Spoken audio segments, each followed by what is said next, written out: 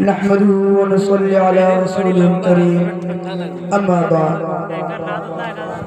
فقد قال الله تعالى في القرآن المجيد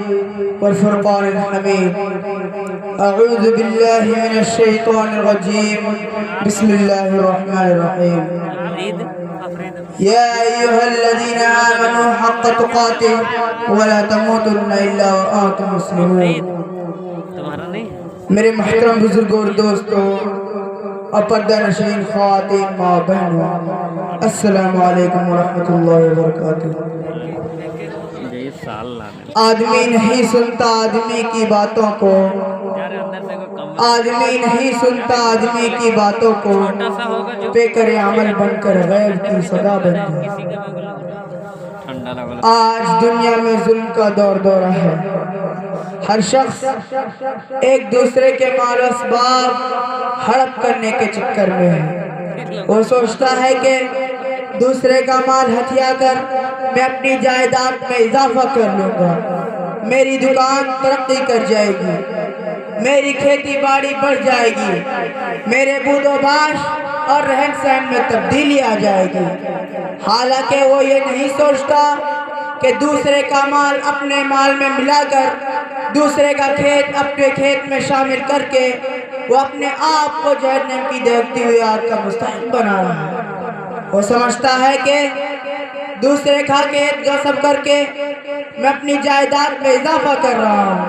اپنا معیار زندگی بلند سے بلند تر کر رہا ہوں، حالانکہ اس کے افعال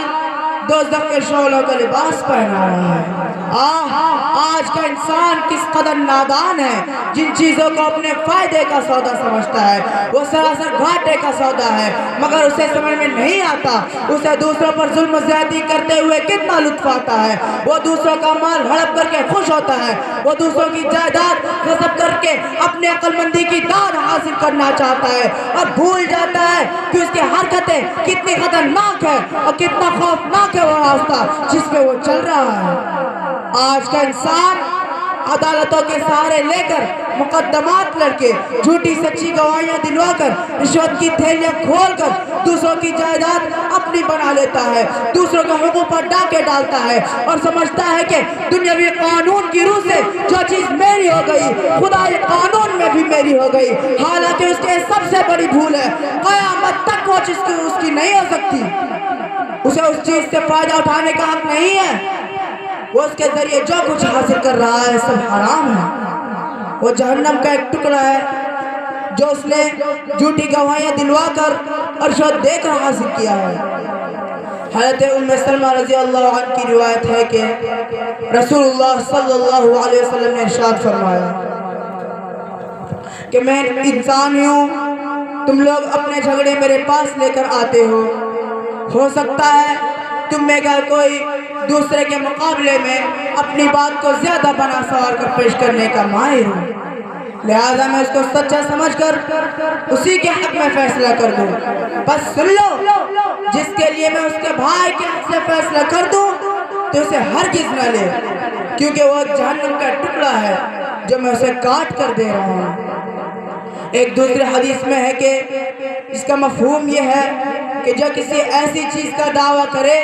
جو اس کی نہ ہو وہ ہم میں سے نہیں، ایسے شخص کو اپنا ٹھکانہ جہنم میں ڈھونڈ لینی چاہیے۔ محترم حضرات، یہ ظلم و زیادتی اور دوسروں کی جائیداد پر ناجائز قبضہ کرنا حقوق العباد میں سے ہے، اور حقوق العباد حقوق اللہ سے بھی زیادہ خطرناک ہے۔ اللہ اپنا حق چاہے گا تو معاف کر دے گا، مگر بندوں کا حق بندہ ہی معاف کرے تو کرے، اللہ معاف نہیں کرے گا۔ ایک شعر کر کے میں اپنی تقریر کو ختم کرنا چاہتا ہوں کہ وہ غیرتیں وہ صبر وہ ایمان ہے کہاں،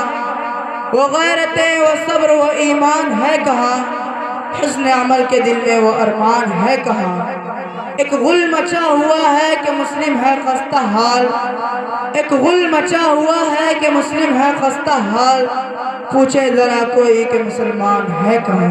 وآخر دعوانا